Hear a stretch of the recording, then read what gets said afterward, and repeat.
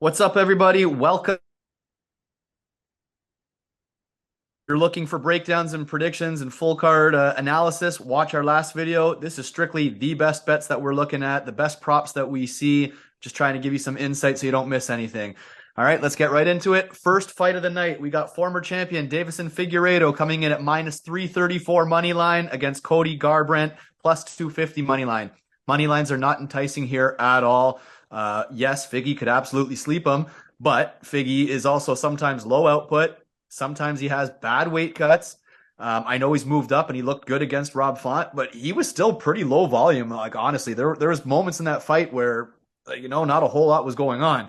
So the money lines suck here. You're looking at a Figueiredo knockout if you're like dead set on Cody Nochin. I get it. He's coming back in at plus 162 on the knockout. Or if you're like me and you think, hey, Garbrandt still is a hell of a fighter. At his best, his skills are fantastic. The problem is dumb IQ and his chin. Absolutely a liability. But if he fights the perfect fight, Cody Garbrandt could win a decision. That decision is coming back at plus 550. Those are the only two plays. Figgy knockout, plus 162. Garbrandt decision, plus 550. That's all I see. What do you see? Yeah, well, actually, goes the distance is plus money too, plus 135, and I can definitely see goes the distance here. Cody's been pretty low output in his last three fights, and Figgy is known to be low output too. So if Cody doesn't crush the pocket and he makes this like some sort of like drag out war, not even a war, but just some drag out point fight, goes the distance covers both Figgy and what's his name, No Love there as well. So. He's not bad at plus 260, I believe that the 230, what his decision prop is, but Cody's is way better anyway. So All right, next fight of the night, we've got Bobby King Green coming in at minus 175 money line versus Jim fucking Miller plus 150 money line. I don't really love anything for this fight, to be honest. I mean, I like both guys from a fan's point of view, but from a financial point of view, nothing's really speaking to me. You got the Bobby Green knockout at plus 300. He's not a huge power puncher, but he should have such an advantage with the hands that maybe an accumulation puts Jim down. But Jim's pretty tough. So the Bobby Green decision plus 145, not terrible either, but there's no good juice in that. Like to go from minus 175, call the decision, and only get to plus 145, the value is just really not there. Miller's money line plus 150. I mean, if Bobby Green's chin is completely shot from that Jalen Turner knockout, I guess Miller has a shot. But I don't like anything here from a better's perspective. The fight is mostly a pass for me. What do you think? Jimmy Miller is pretty durable. I think he all the finishing equity is on his side. So plus 275 for Jim Miller inside the distance isn't a bad look. And fight goes the distance is minus 125. I can also see that happening if Bobby's able to keep range. And this way you cover both sides just in case there's a bad decision. Judges don't really like Bobby Green. He likes to shake off a lot of bullshit like punches and stuff when Jim's actually hitting him. So minus 125 might be a safe bet as well. So we'll go with that.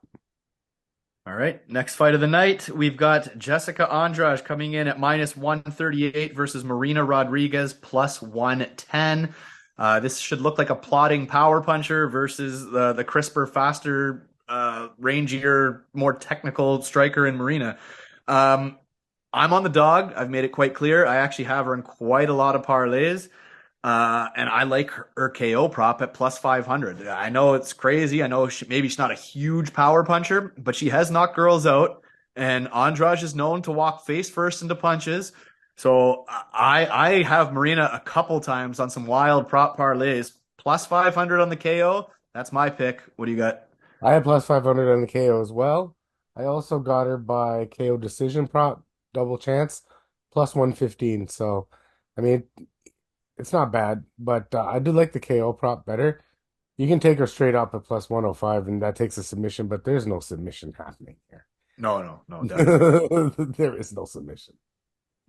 All right, moving on. We've got Jalen Turner coming in at minus 250 against Renato Moicano, who is, oh, I didn't write it down here. Moicano, I think he's like a plus 200, I believe. Something like that, maybe a little lower.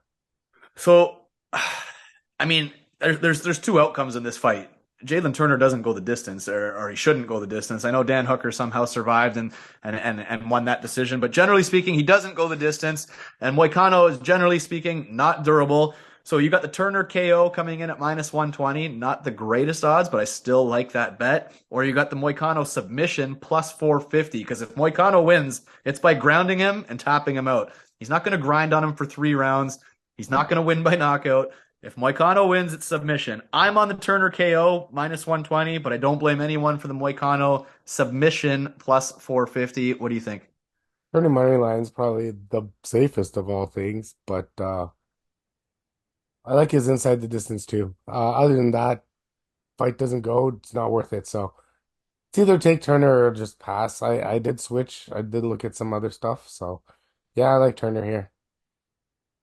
All right. Next fight of the night, we got Sadiq Yusuff coming in at plus 110 now against Diego Lopes, who is a slight favorite, like minus 138 or something like that. Uh, if you're on the Yusuff side, decision plus 260. I'm not on that side at all. The problem with Lopes is his submission prop and KO prop. They're both plus 300, but he's capable of both of them. I don't want to get burned on picking submission and he knocks him out, because he can. He actually does have power in his strikes. He can finish either way.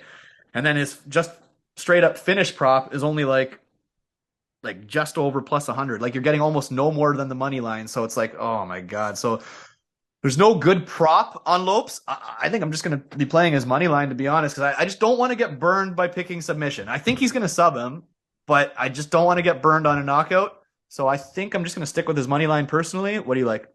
I think Yusuf's kind of durable, to be honest. So I like the goes to decision plus 135. Covers both sides. I'm not saying Lopes can't win a decision though. I think he can.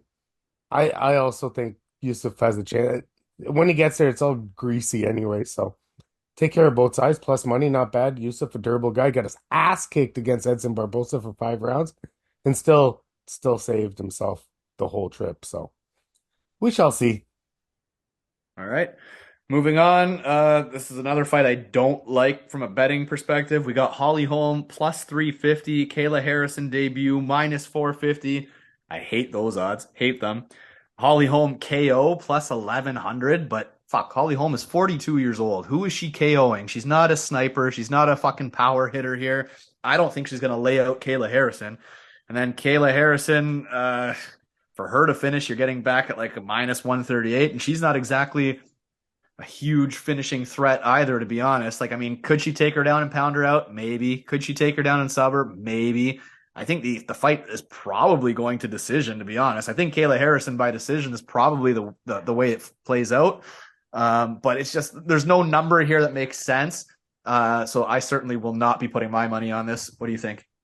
Yeah, Holly Holm by KO, I saw a plus 1100. So let's play narrative monkey here. Uh, Kayla Harrison, judo black belt coming in, a lot of hype. Ronda Rousey, judo black belt coming in, a lot of hype. Holly Holm, head kick from hell. Holly Holm, head kick from hell. I don't know. Play that narrative, put $10 on it. No one's gonna fault you for that shit.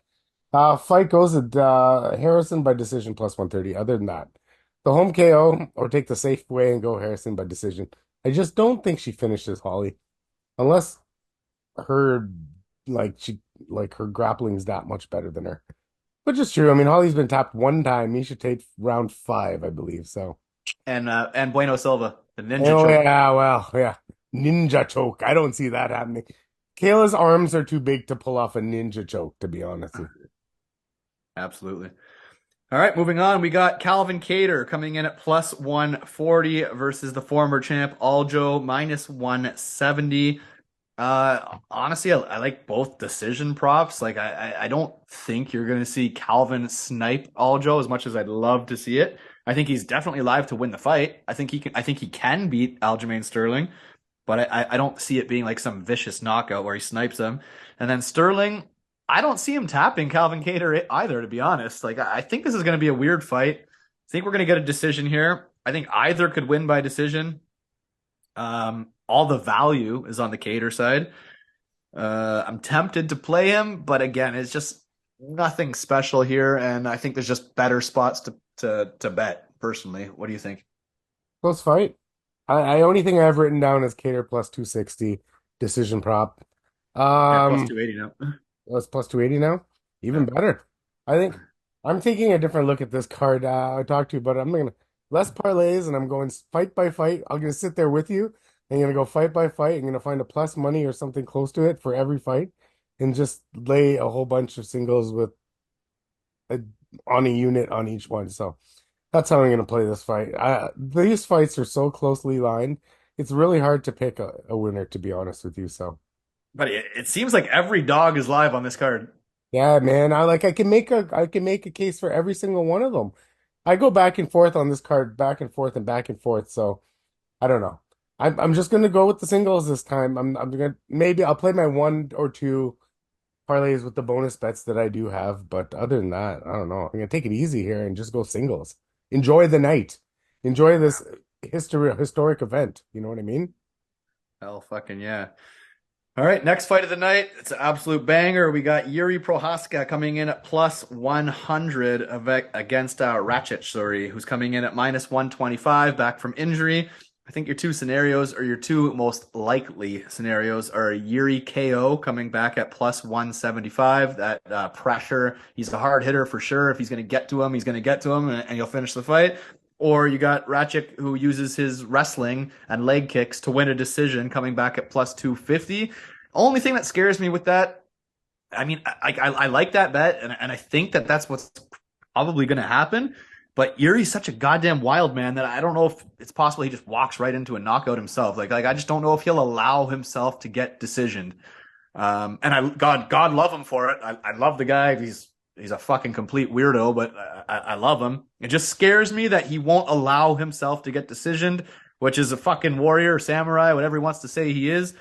So that scares me, but I think Jiri knockout plus 175, Rakic decision plus 250. Those are my two props that stand out to me. What do you think?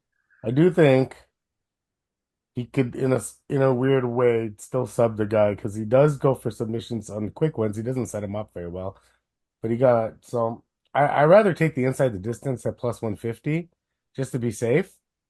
And I like you're straight up at plus 100. Any plus money in Yuri at this spot.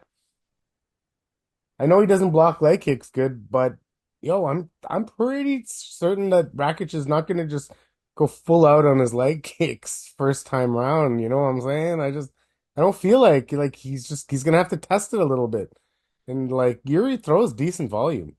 It's not like he doesn't. So yo, so like and Rakic, I don't know if he's not been hit that hard in 2 years, right? So and Yuri hits hard. And Oh yeah. arguably he was in that or even possibly winning that prayer fight until he got knocked the fuck out. So like it's not like he's not on a decline or anything like that. So these odds are like very surprising. I might just Yuri big to me is a play. Like Yuri just straight up plus money playing big to this weekend, I think. That scares me, but I'll be rooting for him. I'll be rooting for you for sure. Yeah. All right, guys, moving on to the main card. If you haven't already, please like, please subscribe. We appreciate it. First fight of the main card, we've got Bo Nickall coming in at minus 2,000, the biggest favorite in UFC history against Cody Brundage. Minus 2,000. Give me a fucking break. Nobody's playing that. But KO plus 170, submission minus 163. I mean, those are definitely both live. I mean, or if you want to play the first round, because probably first or second round, it ain't going past the second round. That's for damn sure. Or Cody Brundage knockout plus 2,000. Is he going to land a lucky flying knee or uppercut? $5 pays you fucking $100. $5 on a Brundage KO gives you $100, and you hedge against that with a Nickall first round or second round. But don't fucking parlay Bo Nickall. Like you're getting nothing out of it. Don't do it. It's stupid.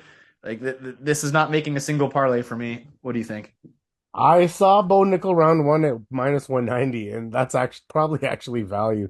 It's like one of his big win conditions is round one, and we know that he goes around and he beats these guys that he's supposed to beat, right?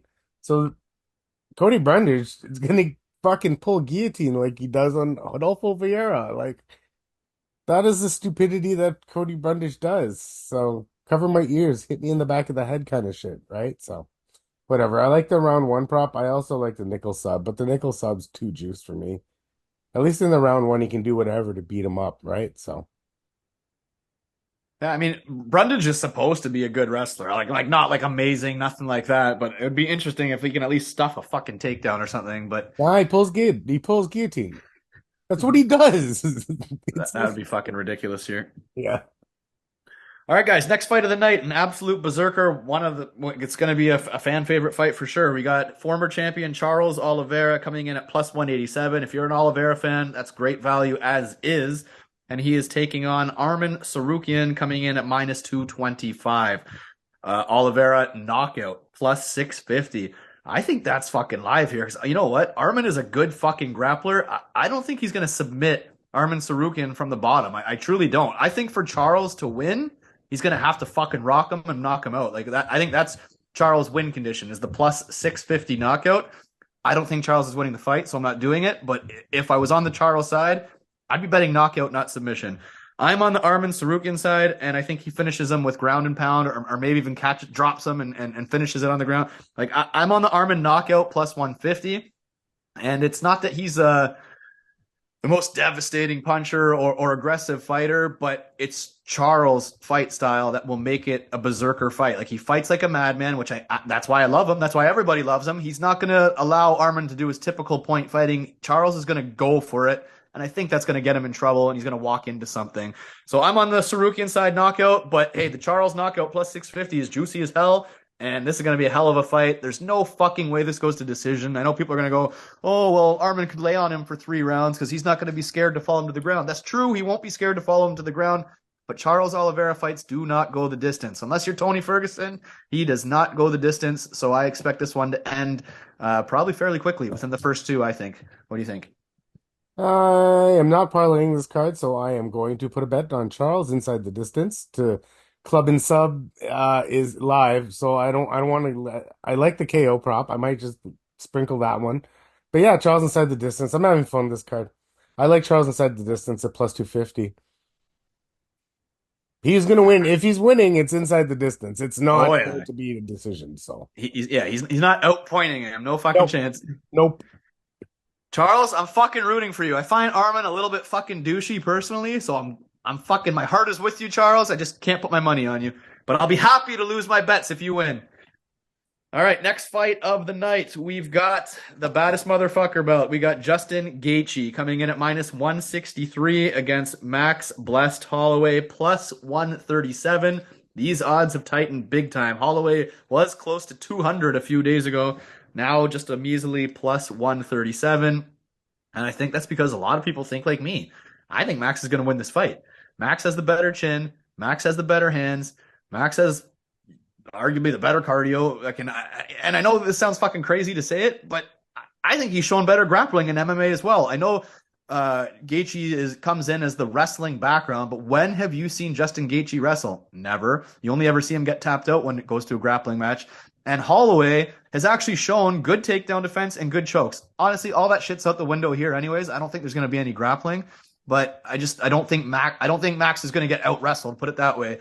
And I don't think he's going to get head kicked like Dustin Poirier did. And I don't think he's going to get outboxed. Like, I don't think Gaethje's hands are as good as Poirier's hands. He landed a fucking head kick. Props to him. Wicked, awesome. But I don't think his hands are that special. I think they're kind of looping. And I don't think they're going to do fuck all to Max Holloway personally. Sure, the leg kicks are good. Whatever. I don't care. I'm on Max Holloway. Fun fact, Justin Gaethje has never lost a decision. When he loses, he's been finished every single time. So I'm going to say Max Holloway wins. And because Gaethje always gets finished, Holloway wins inside the distance. That's coming back at plus 500. But Holloway knockout plus 700. That's what I'm on. What do you see here? I have over 3.5 and both decision props written down. So I do think it goes. I think it goes. Well, then you think Gaethje wins, is because if it goes the distance, Gaethje wins decision. I don't know, plus 250 and plus 320. That's what I do. That's what I do. I'm just playing it. Like I want to play both sides in the over 3.5, to be honest with you. So I don't think you know, Gaethje can swing. I always think Max fights goes all the way. He is moving up in the division and he doesn't hit as hard as these guys. So Gaethje should be able to withstand this, and the durability of Max should withstand Gaethje. and they drag it out in some sort of like crazy war. DFS, I'm playing both sides. I'm going to play both sides of the game. I'm playing Max and Gaethje on the same lineup. They're both last time I won one of those things, I played Volkanovski and Holloway on the same lineup, and both scored almost 100 points. Right? So All we'll right. see. Well, I'm just saying, I got a lot of bets on the Holloway finish. A lot. He will make or break. If Holloway finishes Gaethje, like I think he will, I'll be banking thousands on fucking Saturday night. I'll just leave it at that. Fucking. But I don't believe that Gaethje's chin can go in a firefight for 5 rounds. Sure, he might get the better of Holloway for 1, 2, 3 rounds, but I think eventually when he gets clipped, he can't recover the way Max can. I don't think he's durable, and I don't know. That's just what I think. We'll see what happens. This I'm is looking on my forward to list. it. That's going to be a wicked one. Yeah. Moving on, we got Zhang Weili versus Yan Xiaonan. Zhang coming in at minus 450 money line. Yan plus 350. Nasty numbers. I don't like any of that. The Zhang submission is plus 500. I think that's one of her better win conditions because I mean for her to win, I think it's by being the freak athlete that she is, takes her down and finishes her on the ground. Like I don't see this fight going the distance like most women's fights do. I think this goes one of two ways. Zhang can get the takedowns and finish her on the ground because she's just the superior athlete, whatever, the more well-rounded fighter. Or if she can't get it to the ground, I think she gets knocked out. I think Yan has great boxing, very underrated. I think a lot of people don't realize how good her hands are.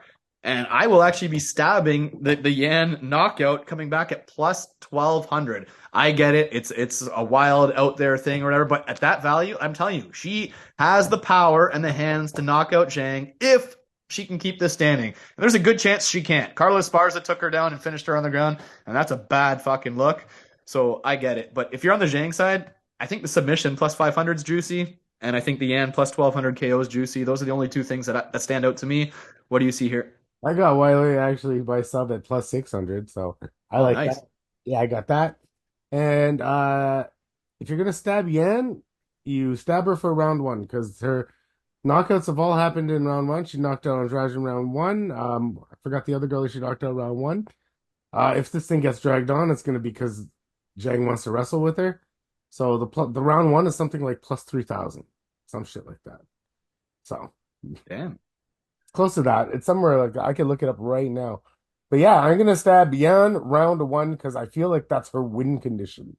Like literally, that's how she's gonna win. So yeah, that's what is it? Plus 3,300, baby. I'm gonna stab it. I don't Oh, care. Like if wait, she's 10 gonna bucks win, will net you $330. but think about it this way: when Zhang lost by KO, it was round one. When Yan wins by KO, it's round one. If this Yeah, thing gets dragged on, it's Weili all day, yeah. right? Her only chance is the opening minute of each round. She has to do it before she gets taken down. Either that, but like she also tires Yan too, right? As the fight goes on, she's at her best in round one, so if she's gonna catch Weili, I swear it's gonna be fucking round one, man. Dude, 10 bucks, $330. I'm 10 gonna fucking do it for bucks. fun. I'm doing it for fun, just for fun, because like whatever, I don't care. Yeah, This is gonna I be. I like it. told you this card. I'm gonna have fun. Let's go. I'm gonna have so many fucking prop bets. I'm It's gonna have fun. This is. I'm gonna find something. I'm gonna win something fun. I'm tired of parlaying and losing by one or whatever. You know what I'm saying? I hear you. I've been winning lately, so that's not a problem. But like, yeah, but this card here, it's just so closely lined, and I want to keep the. I don't want to be like my parlay is done when Max's fight's done. I want to just have keep betting for the rest of the night. Let's go, right? So Absolutely. Absolutely. And that brings us to our main event. This is the hardest fight to predict, honestly. We got Alex Pereira coming in at minus 138, Jamal Hill plus 110, Alex's knockout prop plus 120. That's probably his win condition. Hill's knockout prop plus 187. That's probably his win condition. Like, I know sometimes you get two strikers and sluggers go at it, and it results in a boring staring match where it goes the distance. I just cannot see any world that this fucking goes the distance. There's no way. I don't think Alex is durable enough to go 5 rounds with Hill. And I don't know if Hill's fucking shape can fucking, I don't know if his legs can hold that belly up for fucking 5 rounds. So someone's fucking getting knocked out. I would love for Alex to knock out Jamal Hill, but this is another one of those situations where I think I'm going to bet just the value side and be happy if I lose it. I think I'm going to bet the Hill knockout plus 187. I'm happy if Alex wins big time. Alex obviously has the leg kicks. He'd be smart to use them. He's got the better hands. He's got the better hooks. It's just the durability is all that scares me. That's all that scares me is the durability.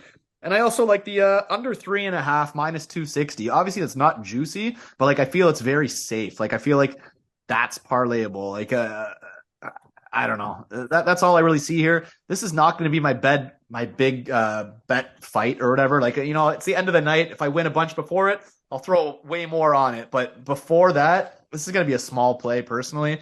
Anything stand out to you here? Not really. Hill money line maybe.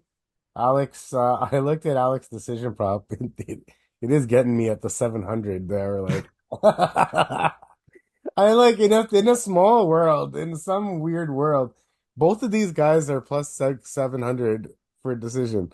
And I've seen it happen so many times when two sluggers go at it. Imagine I put like a little $10 on each side and it somehow goes to decision. Then I don't have to worry who wins, right? It doesn't matter. I did this with TJ Dillashaw and who's it called? And Corey Sandhagen. When they fought, both sides were plus 550 to go to decision. I'm like, this fight goes to decision, and I put $100 on both sides, and like it doesn't matter who goes, right? I don't know. I would probably not do that, but Yeah, I'm not. I can't lie, buddy. I'm not feeling that one. no, But but this hey, one's a little it's different. happened. It's happened. The lower weight classes, it makes more sense, right? Not for this, not for these guys. But whatever. Let's have some fun. I like Hill. But we'll see weigh-ins because it'll tell a lot, right? And I'm looking into a little bit. He did take this fight on like really short notice, and they must have paid his ass for it. So like, who knows? Guys, it's a fucking historic event. It's gonna be great. Like I am usually the one criticizing all the cards, going, "This is a fucking shit card. This is garbage." Like I'm always giving the UFC a hard time. I can't hear it. It is a great card. First fight of the night's fantastic. Like I will be fucking ready to rock. Drinks pouring, nice and early. I am fucking stoked. I'm gonna have bets flying on every fucking fight. Like you said, it's not the hugest parlay card. I will have some for sure. Actually, just to throw it out there, there are a couple weird prop parlays I made, like $5 that are just fucking for fun. I don't like prop parlays because they're just so specific. Hmm. But there were a couple I just wanted to share just because they seem far-fetched to me. Sorry, I don't know. I don't want to waste everybody's time here. But $5 on Holloway and Marina Rodriguez, both inside the distance. Because I think if they both win, they're both inside the distance winners. And I like them both. $5 pays you 240. $5 for 240 on a Holloway inside the distance, Marina Rodriguez inside the distance. So I like that bet. Another one that I really like. I put $40 on this. $40 on Holloway, Lopes, and Turner. So I think Jalen Turner knockout. Lopes, when he wins, it's inside the distance. Holloway, I like the knockout. Holloway, Lopes, Turner, inside the distance. $40 gives you 1,000 back. 40 for 1,000 on those three. I think they win inside the distance. I do. It's worth the $40 just for me. A Holloway inside the distance, 25 gives you 200. $25 for 200 on Holloway. If you're a Max Holloway fan, that's pretty juicy too. Now these are small bets. I don't want you guys thinking, oh, this guy's betting $5. No. I'm gonna have hundreds flowing on different singles. These are just far-fetched prop parlays. I like them. I'll post my tickets in a second just so you can see that I'm not making that shit up. That's crazy value to me. And hey, those cheap bets just give you something to root for, and they do hit every now and then. So I'll definitely be playing them. I'll think of some more most likely. In the comment section, give me your best parlay, give me your best single, give me your best prop. And before the fights, I'll share some of my tickets because my singles I haven't placed yet, but I'll be sharing them with you. Let us know what you think. And guys, I hope we all fucking smash a bunch of money Saturday night. May your drinks be cold, may the fights be good, and fucking may we get rich. Have a Yeah. good one, guys. Peace.